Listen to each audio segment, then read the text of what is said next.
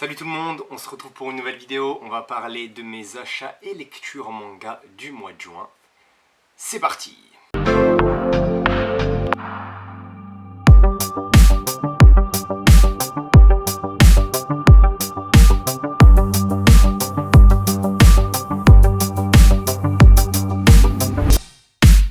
On va commencer avec la lecture de Tokyo Revenger, le tome 18. Voilà, la dernière fois je disais que j'étais un peu saoulé par Tokyo Revenger. Là, bon, ça se reprend un petit peu. C'est pas non plus fou, mais ce qu'on attend de Tokyo Revenger, c'est-à-dire de la castagne, et ben il y en a dans ce tome-là.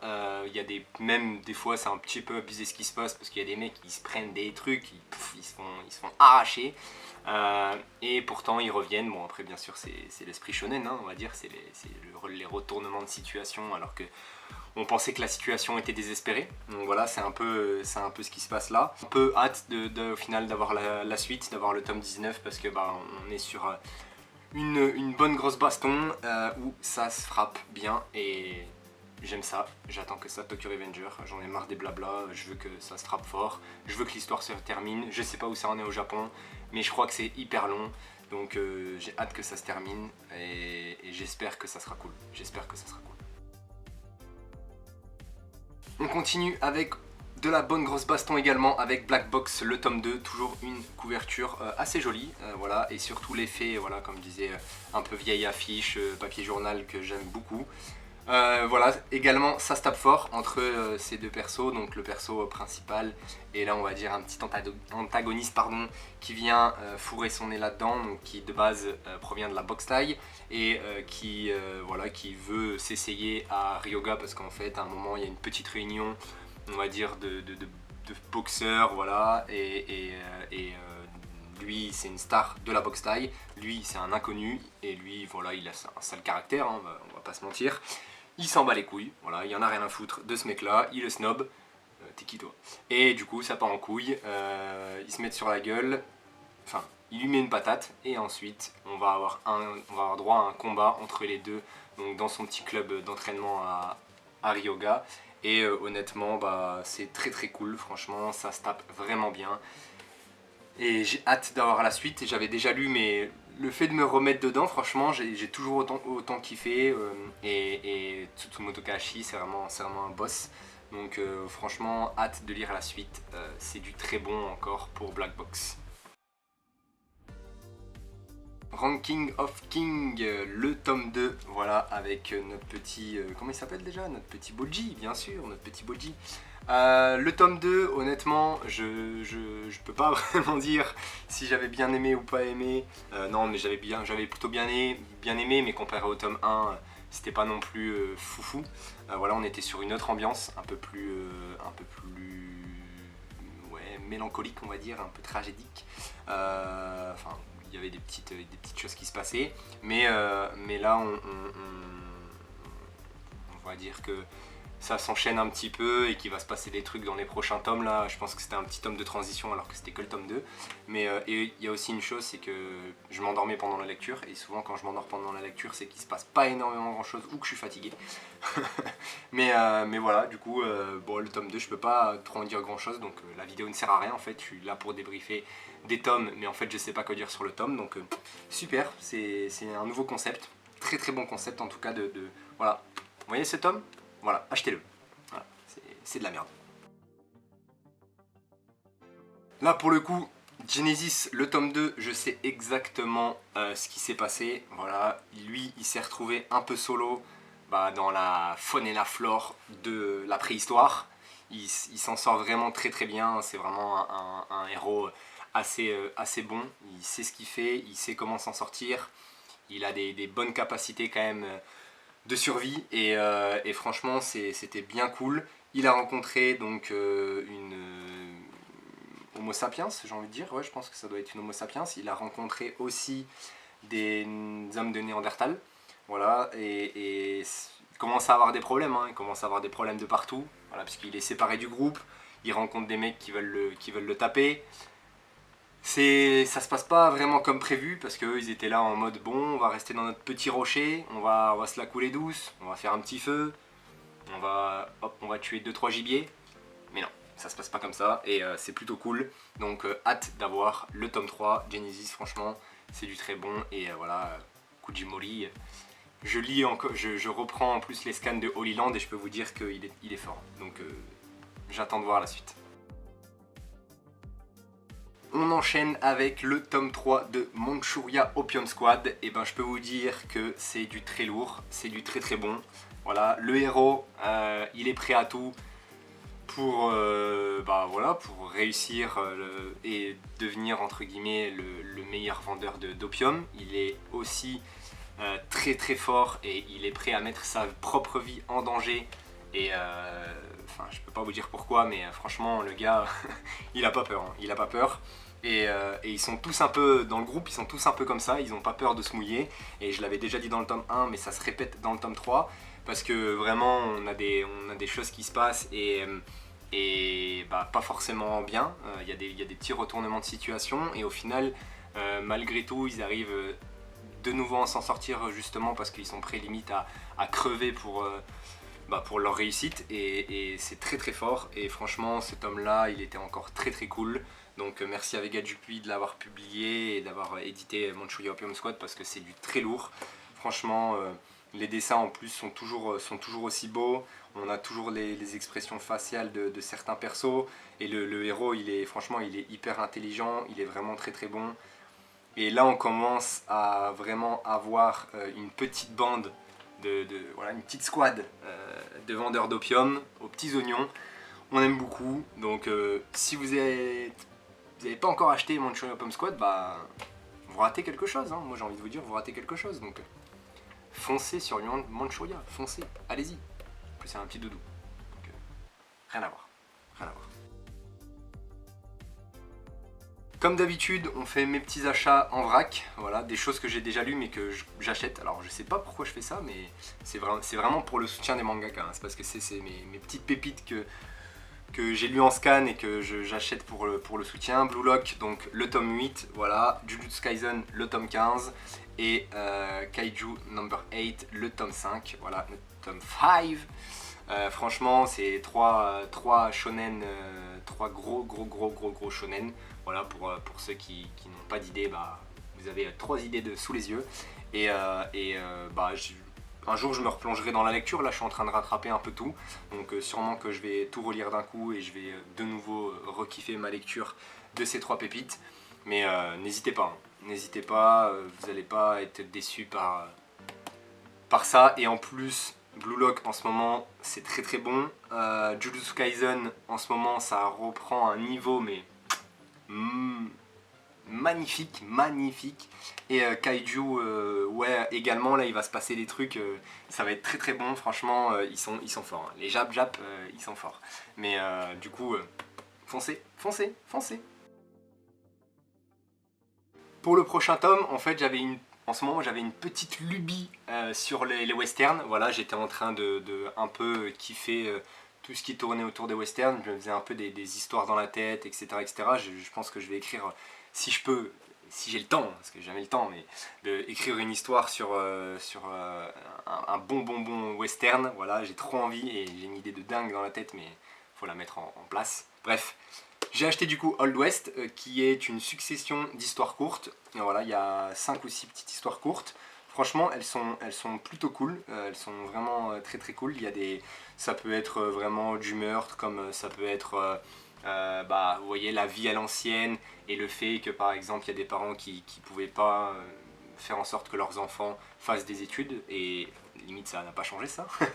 Mais du coup, il y a pas mal de choses qui se passent et c'est très bon, il y a de la vengeance. Voilà, les dessins sont de grande qualité.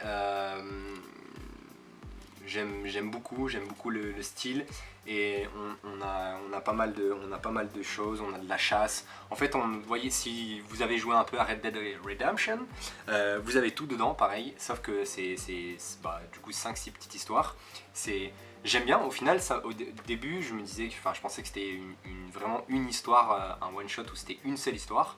Et quand je lis le premier chapitre, je me dis bon, j'espère que, je lis le premier chapitre, je dis cool, je vais lire le deuxième. Le deuxième, je lis et je me rends compte que ça n'a rien à voir. Et je me dis putain, ça fait chier. Et en fait, de fil en aiguille, J'ai kiffé et les dessins comme je vous ai dit sont cool, donc franchement Old West, si vous aimez bien les westerns, bah allez-y parce que c'est bon, c'est vraiment bon et j'ai bien aimé. Et en plus franchement c'est un bon petit tome, très stylé donc allez-y. En fait j'avais pas terminé avec mes achats en vrac donc ça sera achat en vrac 2. Voilà, le magnifique tome édition limitée donc de Planète. Voilà, très très belle couverture, hein, j'en avais déjà parlé dans ma vidéo Couve Mag. Voilà, je l'avais mis en numéro 1 parce que c'est très bon. J'ai hâte de m'y mettre, de le lire, parce que je suis fan de Vinland Saga et c'est l'auteur de Vinland Saga qui le fait et je pense que ça peut être que très très bon. Voilà, j'ai vraiment hâte de lire Planète. Je pense que ça doit être une bonne œuvre à avoir dans son mangatech. Et ensuite, la très laide couverture de Bambi. Voilà, le tome 2. Franchement, elle est ignoble. La couverture du tome 1, déjà de base, je la trouvais ignoble. Après, quand je l'ai eu dans les mains, je trouvais que le rose, il était très joli et j'avais kiffé. Mais par contre, celle-là, elle est horrible. Mais, bizarrement, dans le fait qu'elle soit dégueulasse, bah, il y a un petit côté charmant quand même, il y a un petit côté charmant. Et en plus, il y a des pages rouges à un moment, donc j'ai hâte de lire, j'ai pas encore lu, mais ça doit envoyer du très très lourd. Voilà, enfin voilà, je me spoil un peu, je vous spoil vous, parce que moi j'ai pas encore lu, mais il y a des trucs, il y a des dessins, c'est trop beau. Atsushi Kaneko, c'est une bête pour, dans son style, il est très fort, donc j'ai hâte de lire Bambi, vraiment hâte. Et pour terminer, du coup, j'ai lu tout Fire Punch en une semaine et demie. Voilà, j'ai lu du tome 1 au tome 8. Je vous ai dit, j'essaie de rattraper un peu toutes mes lectures. Alors, quoi dire de Fire Punch? Du tome 1 au tome 4, plus ou moins, j'ai trop kiffé. J'étais en mode, mais putain, mais c'est quoi ce truc de fou? C'est trop bien. Pour moi, du tome 1 au tome 4, c'était exceptionnel. Il n'y avait rien à redire. Tout s'entremêlait parfaitement, il y avait des personnages, c'était psycho, le héros au final, c'est un héros mais malgré lui, un peu malgré lui, voilà, il a juste un pouvoir de régénération et du coup grâce à ça il s'en sort, mais au final lui il se tape vraiment jamais, il y a des choses qui font que bah, il va s'en sortir et ça va devenir un héros pour certains et un démon pour d'autres. Voilà. Et ensuite, la deuxième partie donc, du tome 4 au tome 8, là on a Fujimoto qui a encore repris de la drogue, c'est sûr et certain. Lui, je ne sais pas à quoi il carbure, mais il en prend de la bonne. Voilà, puisque ça commence à des fois devenir incompréhensible. Malgré ça, malgré le fait que ça soit incompréhensible, bah, on retombe des fois sur nos pattes et on arrive à suivre un peu l'histoire et à se dire ah ok il a voulu aller là, mais vraiment des fois il faut s'accrocher et du coup la fin bah je ne sais pas trop quoi en penser, honnêtement je sais pas trop en quoi en penser, j'étais en mode bon bah ok c'est ça la fin, mais est-ce que c'est cool, est-ce que c'est pourri, est-ce que j'ai compris, est-ce que j'ai pas compris, honnêtement j'étais en mode mais pouh.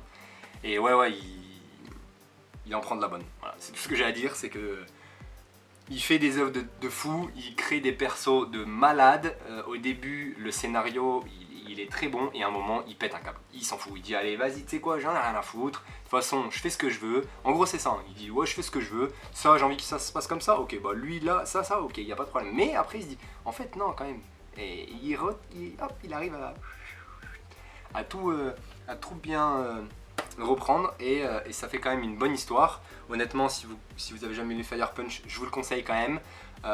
C'est quand même cool, sachant que je vous dis moi j'étais parti sur ma masterclass vraiment dans les 4 premiers tomes et après je vous dis ça part un peu en couille. Mais c'était bien cool. Donc allez-y aussi sur Fire Punch, hein. N'hésitez pas. En fait, j'ai pas terminé, voilà, j'oublie toujours un tome. À chaque fois, chaque vidéo, je me dis putain, mais j'ai oublié ça. Et là, c'est donc le dernier tome de Jagan, la conclusion de l'œuvre. Voilà, petite conclusion, et ça se termine vraiment bien. Ça se termine bien. Honnêtement, je pense que Jagan, pour ceux qui vont commencer et qui vont l'acheter, achetez tout d'un coup et lisez tout d'un coup, je pense que ça sera beaucoup plus intéressant. Moi, je me tâte à relire les 14 tomes d'un coup. Pourquoi? Parce que quand j'ai repris la lecture, alors ça m'avait fait pareil au tome 13, mais j'étais en mode, attends, qu'est-ce qui s'est passé déjà? Et là, c'est exactement ça, j'étais en mode, attends, qu'est-ce qui s'est passé? Et, et voilà, et ça m'a toujours fait ça avec Jagan, enfin quand je reprenais les... Parce que j'avais acheté du tome 1 au tome 10, donc j'avais tout lu d'un coup, et après 11, 12, 13 et 14, à chaque fois j'étais en mode, attends, qu'est-ce qui s'est passé? Je l'ai répété 6 fois, excusez-moi, hein, mais c'est pour vous dire que acheter une œuvre, prenez l'ensemble, lisez tout d'un coup, vous allez plus la kiffer que acheter tome par tome. Et à part Vinland Saga. Alors, Vinland Saga est très fort pour ça. Le mec, on s'arrête au tome 23, il y a vraiment, on peut dire, une vraie fin entre guillemets au tome, et ensuite on reprend sur notre tome. Là, on s'arrête sur le tome 13 en plein milieu d'un fight, et du coup tu te souviens plus vraiment, et t'arrives en tome 14, tu re-rentres dans le fight, mais c'est un peu dommage. Mais en tout cas, c'était cool, c'était cool. On était en fait à la fin sur le combat final, hein, le combat ultime. Et il y a les émotions encore qui sont là, hein, qui sont bien présentes. Et c'est grâce à ces émotions et à certains désirs, envies, etc. que le héros va s'en sortir et va réussir, entre guillemets, à délivrer la ville de Boupa. Voilà, et franchement, bah ouais, si vous n'avez pas lu Jagan, je pense, allez-y, hein, allez-y. En termes de notes, franchement, je la donnerai quand j'aurai tout lu d'un coup, parce que là, je peux pas vraiment vous dire, je vais mettre peut-être 15, et au final, si je lis tout d'un coup, je vais mettre peut-être plus, ou peut-être moins, mais sûrement plus, je mettrai peut-être, je sais pas, un bon 16, ou peut-être 17 si j'avais tout lu d'un coup, mais en tout cas, là, j'y mettrai une bonne petite note de 15 pour l'ensemble de Jagan. Donc voilà, très bon seinen, enfin bon seinen, parce que si c'est 15 c'est bon seinen. Voilà, avec des dessins de qualité, et j'ai hâte maintenant de me procurer la nouvelle œuvre de Muneyuki Kaneshiro, qui fait aussi Blue Lock, voilà, et qui s'appelle On l'a fait, et qui parle, si je dis pas de bêtises, de mecs qui se tapent, et qui vont aider des mecs qui sont plus faibles. Voilà. Alors le résumé de qualité que je viens de vous faire, si vous avez compris quelque chose, pareil, dites-moi en commentaire. Si vous n'avez rien compris, bah je sais pas, je peux vous donner mon adresse, vous allez mettre une bonne claque dans la gueule pour que je me reprenne, mais désolé. Mais voilà, on termine là-dessus, on termine sur la fin de Jagan. Du coup, j'espère que la vidéo vous a plu. Dites-moi en commentaire si vous avez kiffé la vidéo, quelles sont les lectures que vous avez pu faire ce mois-ci, les achats que vous avez pu faire également ce mois-ci. Moi, j'ai kiffé mes lectures, j'ai hâte d'en commencer de nouvelles. Je vous dis à bientôt pour une prochaine vidéo. Salut!